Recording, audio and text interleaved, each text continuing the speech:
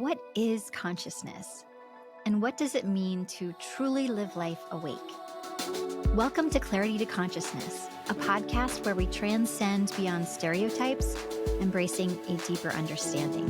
I'm your host, Kristen Griffiths, a fellow seeker on this path. Join me on a journey as we dive into conversations with experts, unraveling stigmas, and expanding our awareness to something profound. This is your invitation to open your mind with me as together we bring clarity to the fascinating complexities of human consciousness.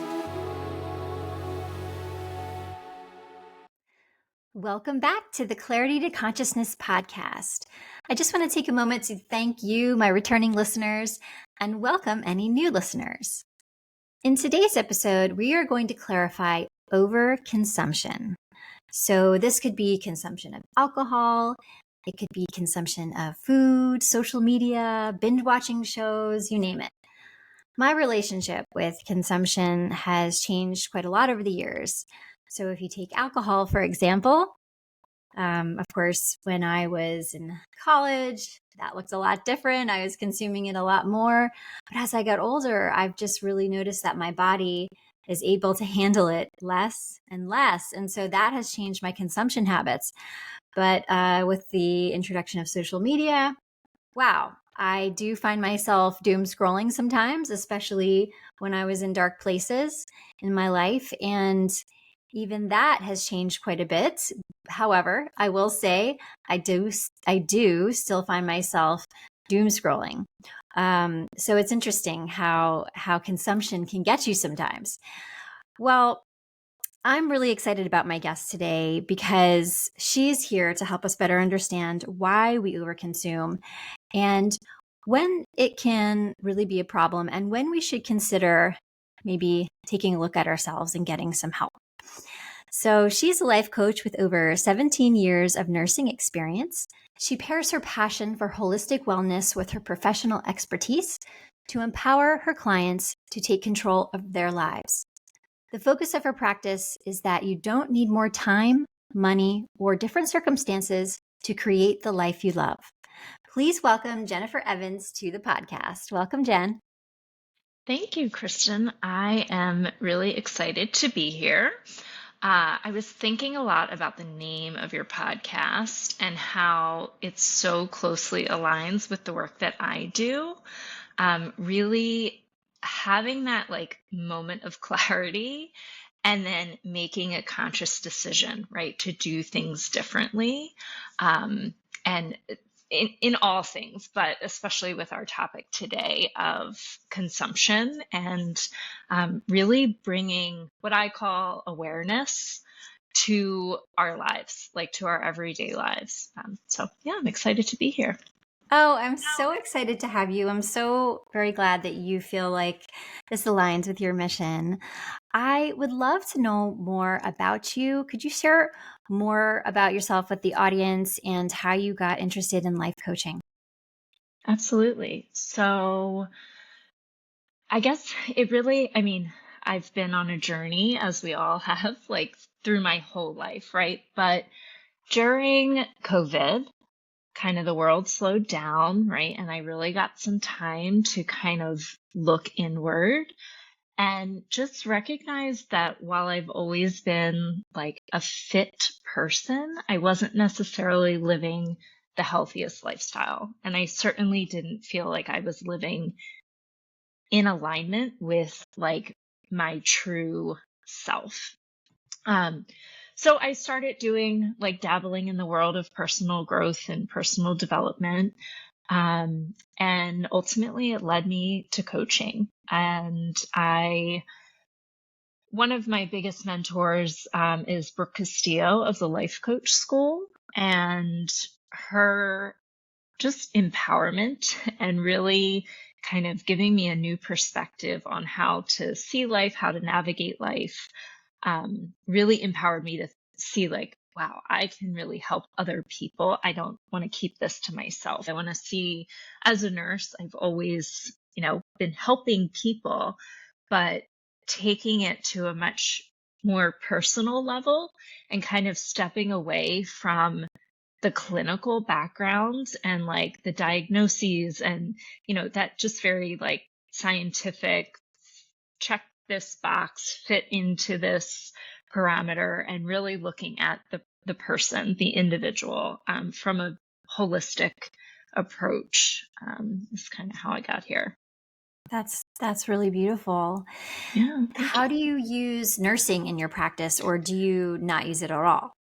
Yeah, so I mean, I think that as a nurse, a lot of your key skills are soft skills. They're listening, they're empathy, they're triaging, evaluating like what's most important here, where do we start?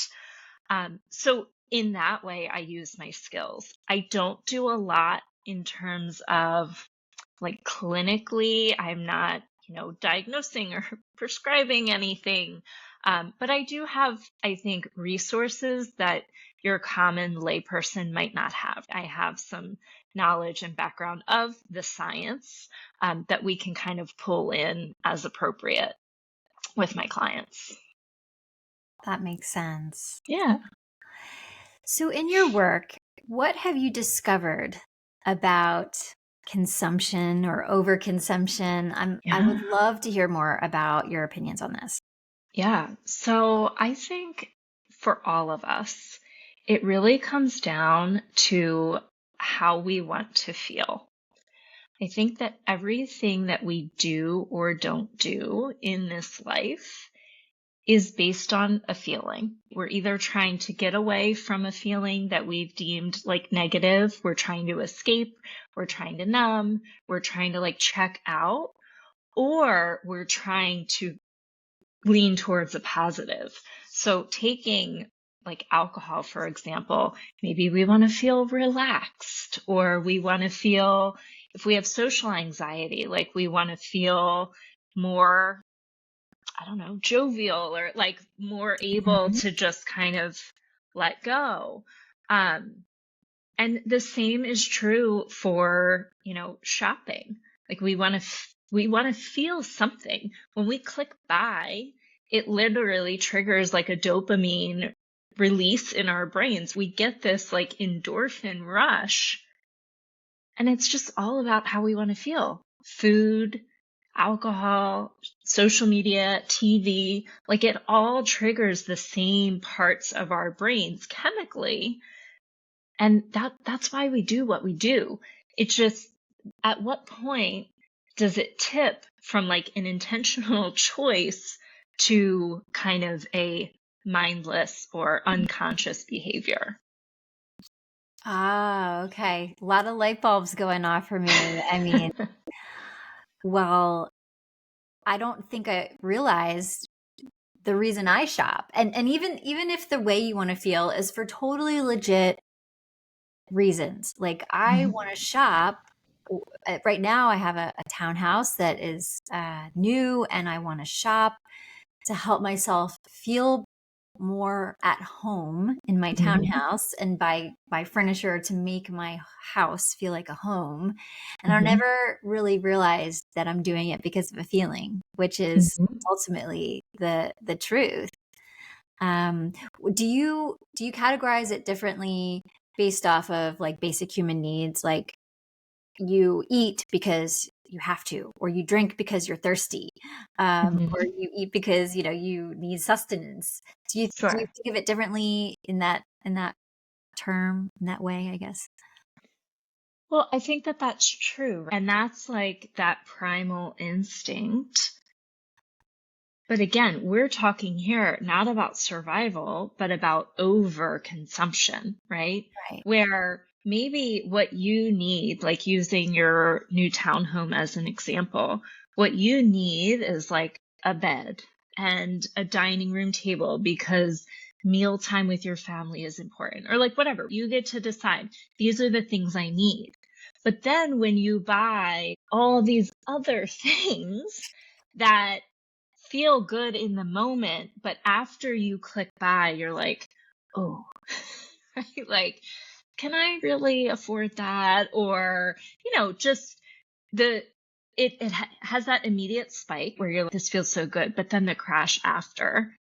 comes, right? And that, I think, is the big difference in consumption for survival and for meeting those basic needs versus you're just chasing that dopamine hit because you're trying to avoid something else. Mm-hmm. Right. Okay. So if we take alcohol, for example, the reasons can look very different. But I think as you get into unhealthier reasons, maybe you're trying to numb pain versus um, relax. Mm-hmm. And yeah. Yeah. So I think alcohol is such a tricky one because culturally, societally, it's very normalized. It's like almost if you don't drink, that's weird. Like nobody questions if, somebody offered me heroin and I was like, no, thank you. They wouldn't be like, what do you mean? Right. Right? Right. It wouldn't be weird. But it wouldn't be weird. It would be, oh, okay, cool. Shouldn't it be? Most people don't want that. But when someone offers you a drink and you say no, they're like, oh, well, why? Right? Are you pregnant? Are you Right. dieting? Why Right. not? And so for me, with my relationship with alcohol, for years, there was this like deep inner knowing that was saying, this is not serving you. This just isn't for you. But I was always looking outside of myself and comparing, looking at like, well, my drinking doesn't look like their drinking, right? And like, looking at this scale of, well, it's not that bad versus just really listening and tuning in to like, my inner knowing that was saying, this is not for you. And I think that as a society, like we do that a lot. We look for validation outside of ourselves versus just turning in. Like, if you have that little voice in your head, it doesn't matter if you drink once a year or 3 times a day. Like if you're have that voice that's saying, you know what would your life be like without this?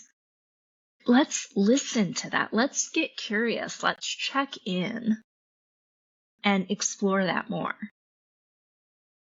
Yeah. I love that you were listening to that little voice inside. I think that little voice and listening to it is critical for us as humans. And sometimes we turn that voice off, or it's like a Yeah. little whisper and it's so easy to miss. I know that I've probably ignored that voice more than once. Well, and so that's the thing, right? I ignored that voice for years. And I would try to moderate. I would create all these rules. I would try to again, I would look at like, well, if I only drink on Fridays, then it's fine. But it was still there, but you still don't feel good, right? Like you could feel so much better. It doesn't matter how often or not or what, just trusting that like, yeah, no, we're just done here. And I think that voice for some people can feel really scary. And that's where we turn to other things to turn it off, to silence that voice, whether it's alcohol or drugs or food or TV or shopping or work. We pour ourselves in so that we don't have to listen. Mm-hmm.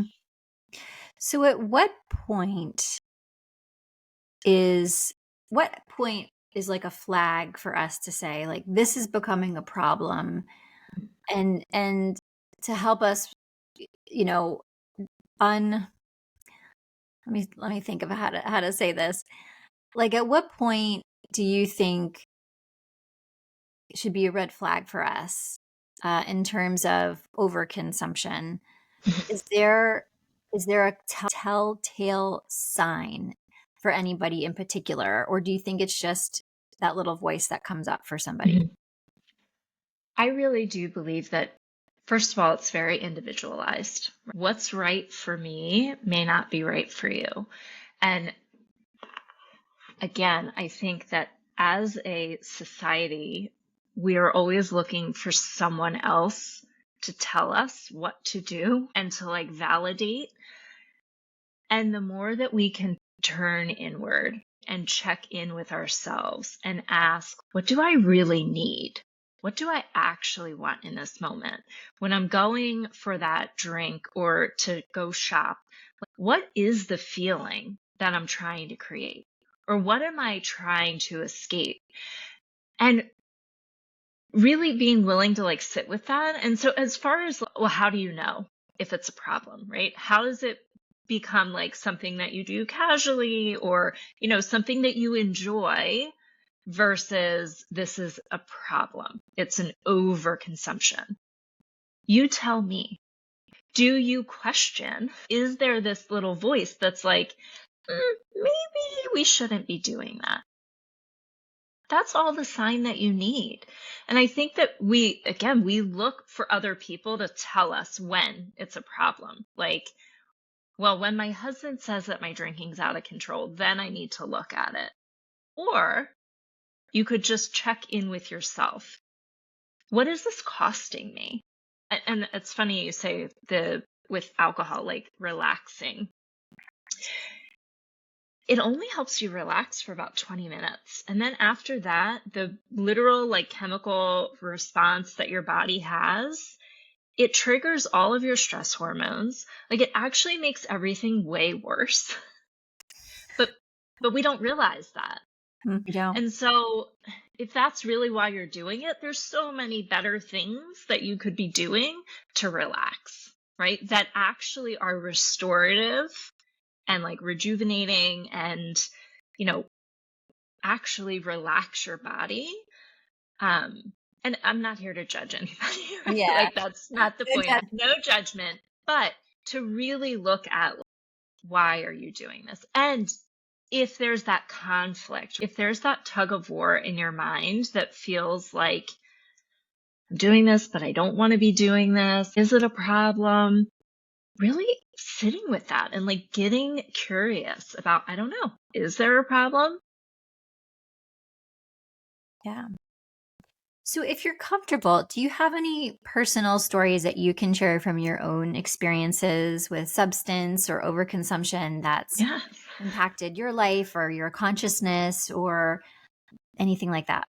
Yeah, absolutely. So, I mean, one of the biggest is my relationship with alcohol that, again, for years, like you said in the beginning, in college, like I drank a lot in high school, even I drank a lot and it was normal, right? Like all my friends were doing it. That's what college kids do.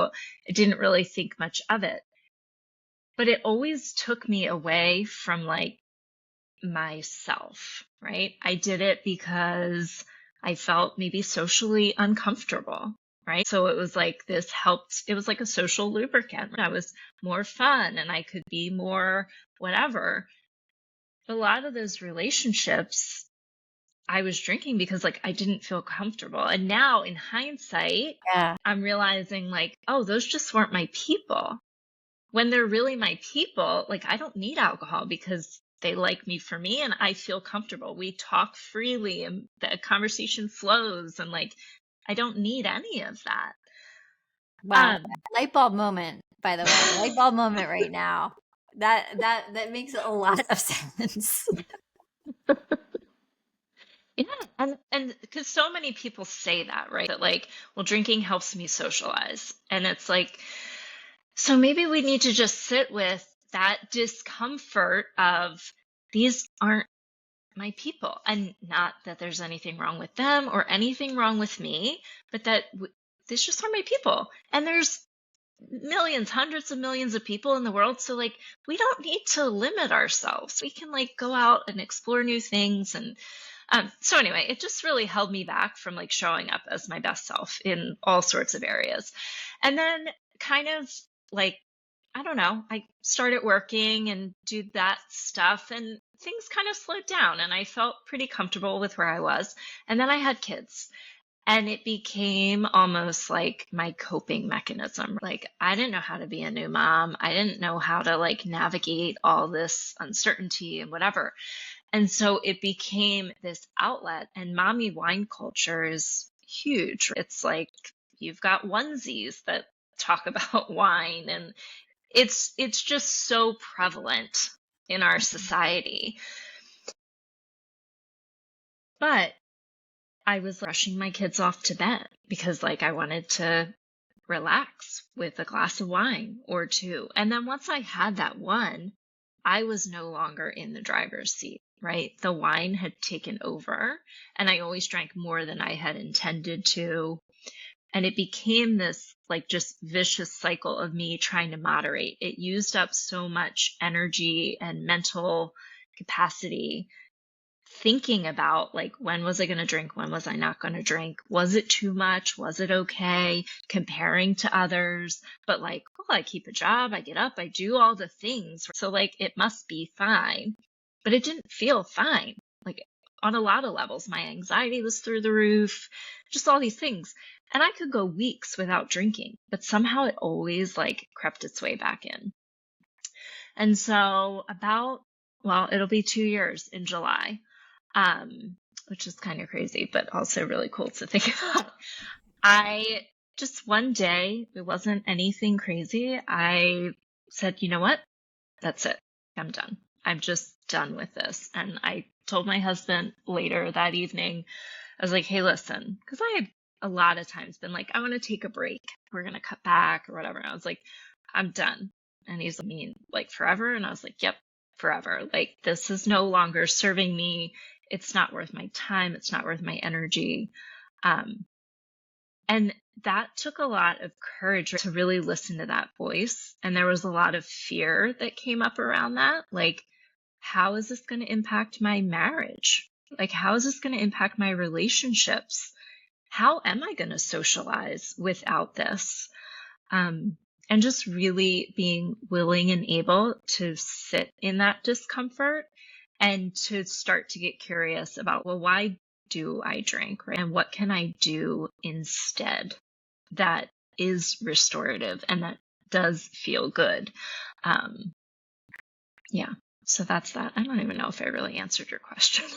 No, well, you really helped me in a lot of ways. Like I said before, a lot of light bulb moments, a lot of ahas in what you're sharing. And I see myself a lot in your stories because I too, those first few years when your kids are little, I mean, those can be very rough years. Mhm. They are tough.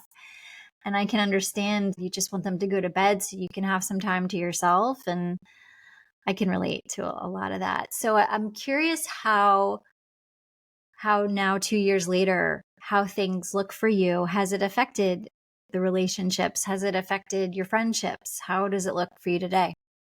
Yeah. So it's actually been incredibly liberating. Have relationships changed? Absolutely. But I think it goes back to that idea of like, I was not showing up as my most authentic self. I was not spending my time and energy on people and relationships that were most important to me. And so, am I spending my time with the same people? No. But it's been really freeing because to recognize like, oh, we were just drinking buddies, right? That's kind of all we really had in common. And it's opened me up to much more authentic and like meaningful relationships. And also just really allowing me to get curious and dive into like, who am I at this stage in my life? Maybe the things that used to make me happy or bring me joy don't really bring me joy anymore. So it's just this like constant rediscovery, and it's been a lot of fun. And is there stuff that comes up for me sometimes around, not drinking and like, am I fun? And yes, absolutely. But learning to sit with that instead of trying to escape or numb it is also really empowering because, oh, I can do hard things. Mm-hmm. You can do hard things. I know. I've said that to myself too. You can do hard things. Mm-hmm. um, that's a really inspiring story, and I know a lot of people listening will be able to relate. What were some of the biggest challenges you'd faced going through the process of becoming sober? Yeah.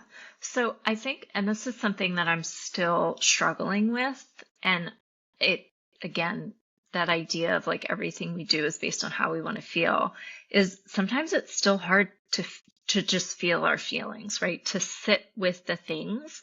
And so I am by no means like perfect. I found for a while I replaced alcohol with social media. So I wasn't getting that escape from alcohol anymore. So I was checking out by doom scrolling and so that's been a challenge, is just really sitting in that awareness and seeing like, oh, okay, you're going down this path. Now it's time to pause and like check in. What's going on? What are you trying to escape? What is it that you really need right now that you're not getting?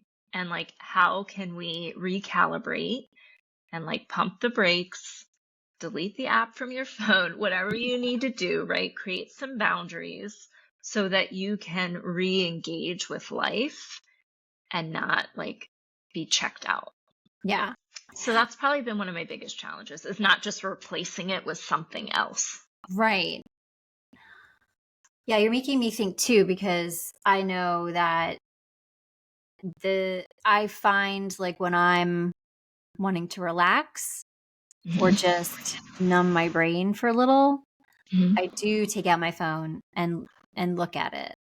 I've also heard that to avoid feelings of discomfort, for example, boredom or stress or this Mhm. or that and the other thing, we have a tendency to find a reason to numb it. So, or find a way to numb it. So for me, Yeah. a lot of times the quickest and easiest thing is to take out my phone and look at social media or look at my Amazon account and see which things I need to buy.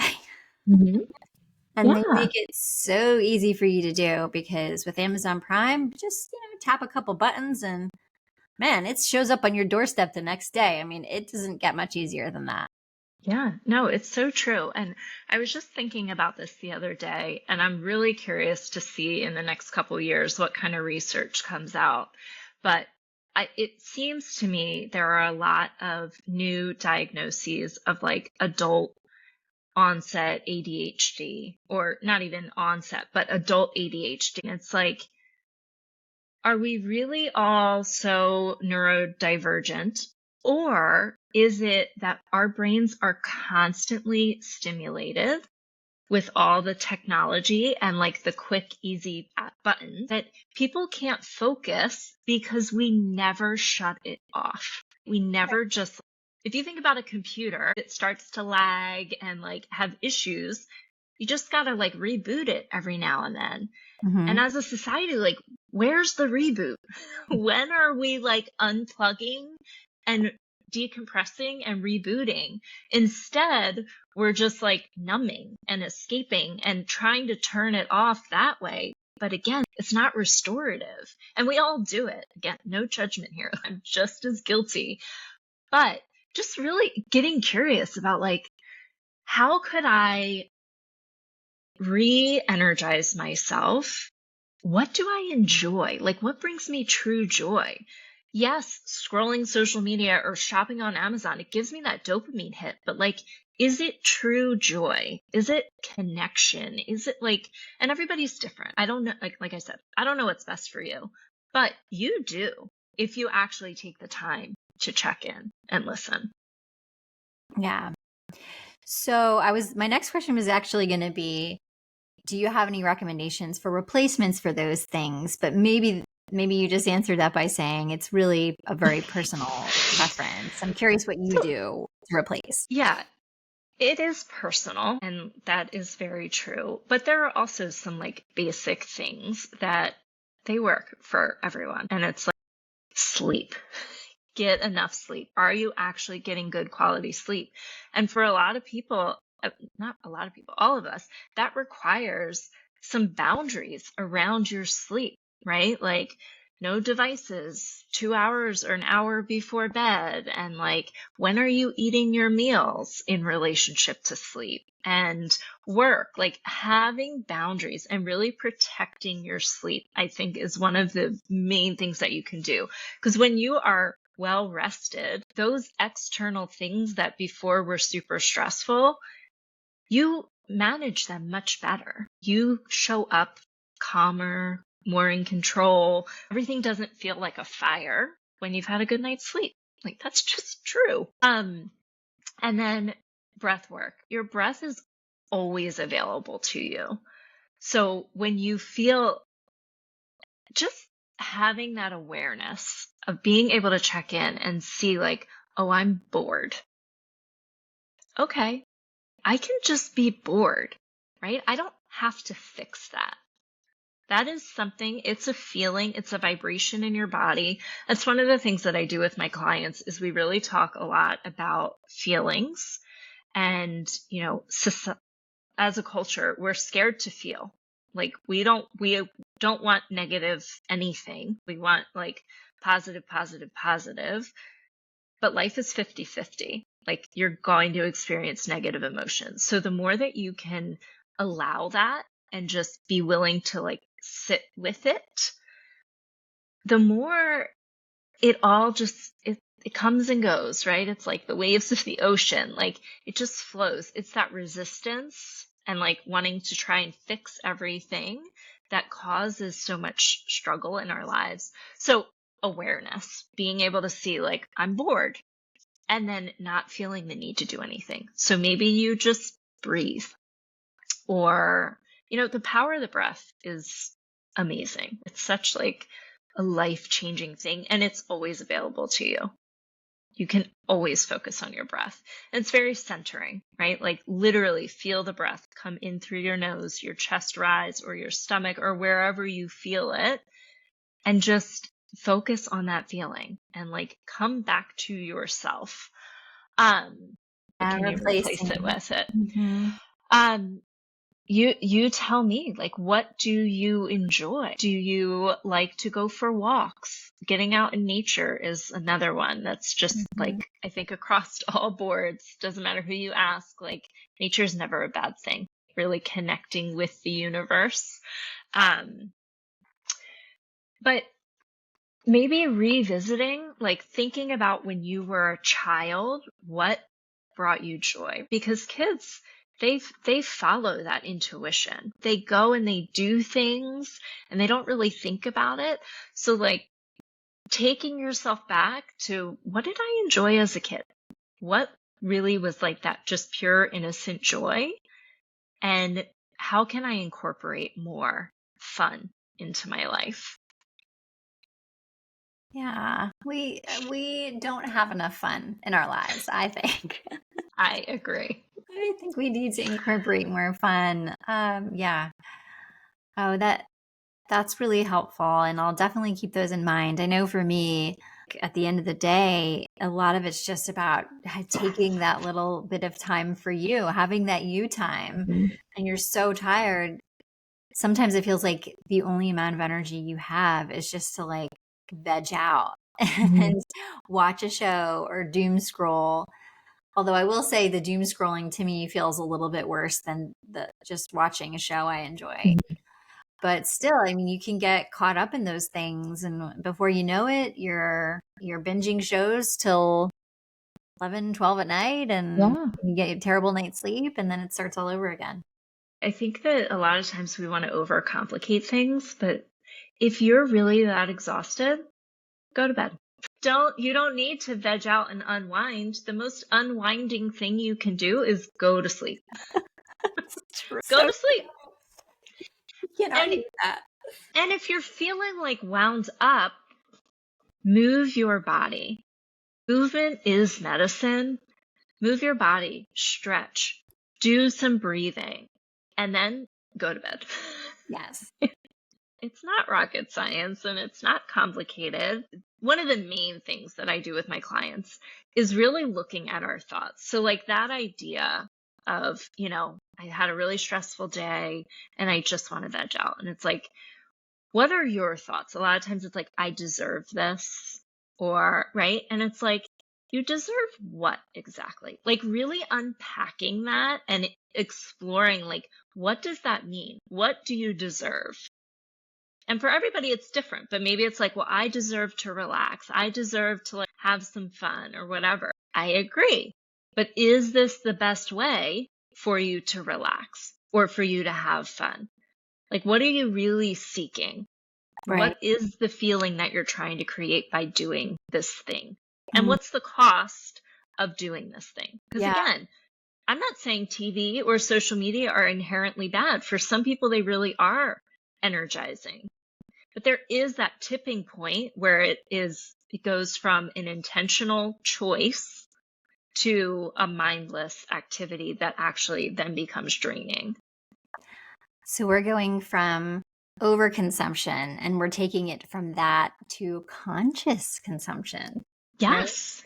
Yes. No, absolutely. And that's Mhm. really what it's all about is, are you doing this from a place of conscious decision, Mhm. or is it habitual?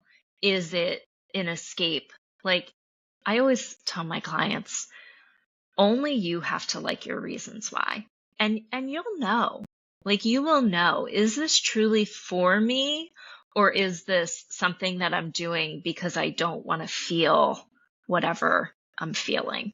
Right, right. And one thing that I've heard before, and I think it's so important, and I'm probably going to say it multiple times throughout the course of these podcast episodes because I think it's so critical, but the dis-ease that you feel, Mhm. dis-ease Yeah. creates disease. Disease. Yes.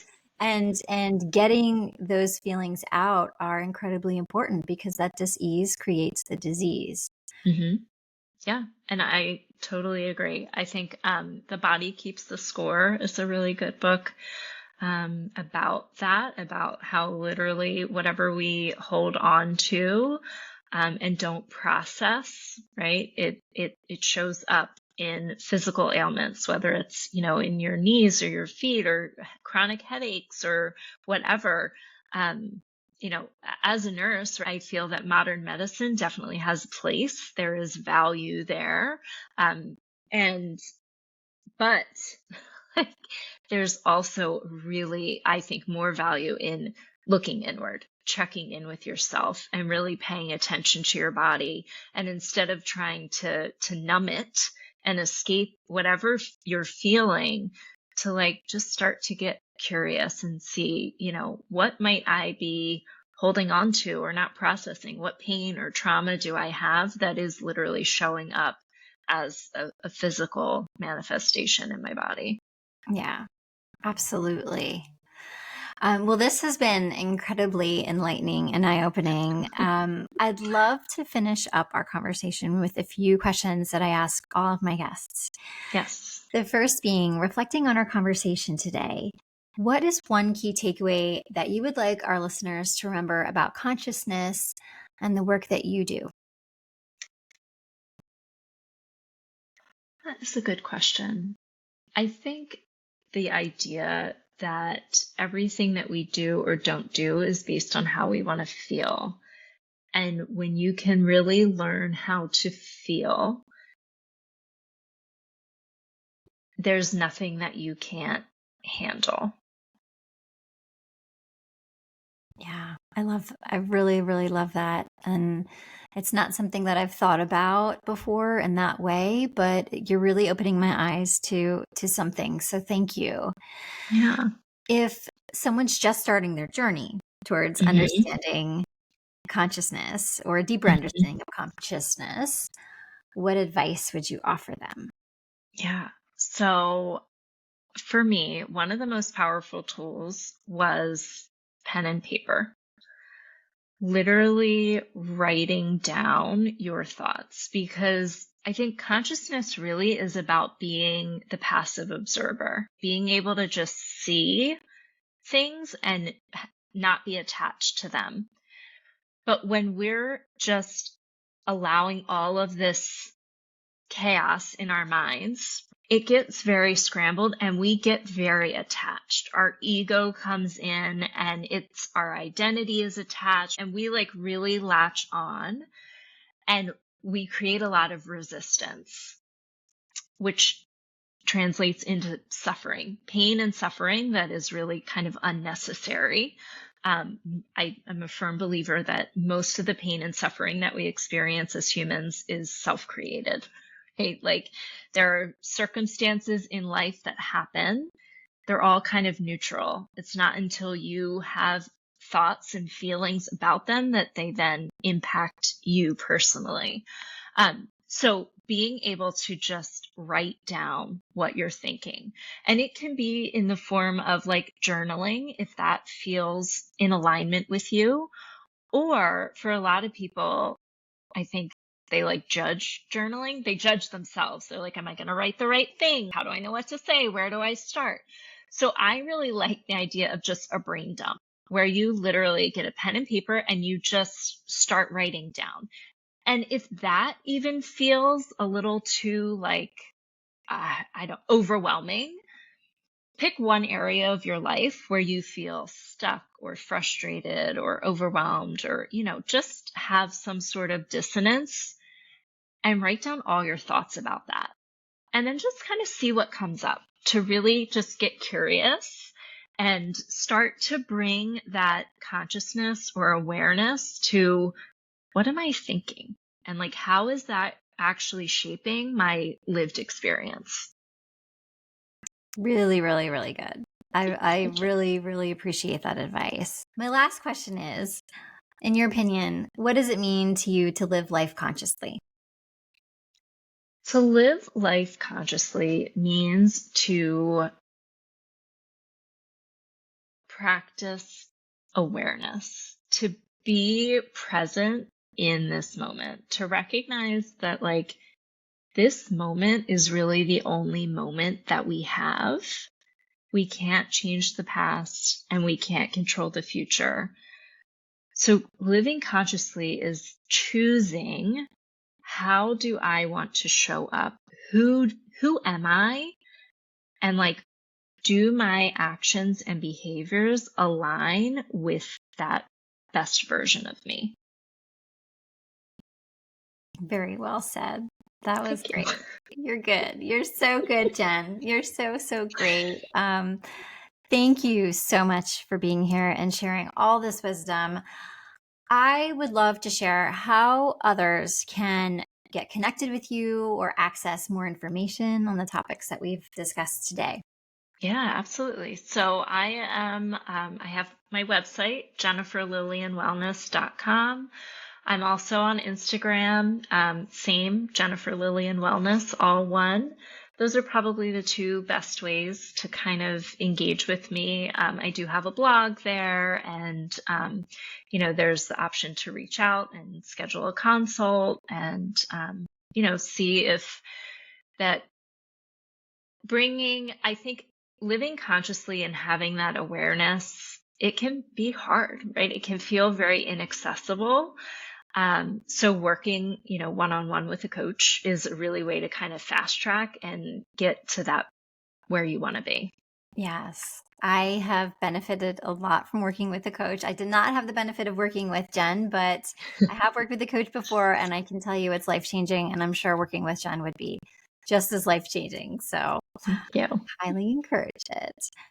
Well, thanks again for being here. And thank you all for listening. And just as a reminder, we are actually on YouTube now. You can watch these interviews with a video along with it, so you can actually see our guests on the screen. So if you do watch on YouTube, as a reminder, please leave the video a thumbs up and subscribe for more content and share with a friend. And if you're listening on this podcast, I would love, love, love a review and your support for helping us grow and having the fantastic voices that you hear on these podcasts reach more people is, a gift for us. So thank you so much for listening, and bye for now.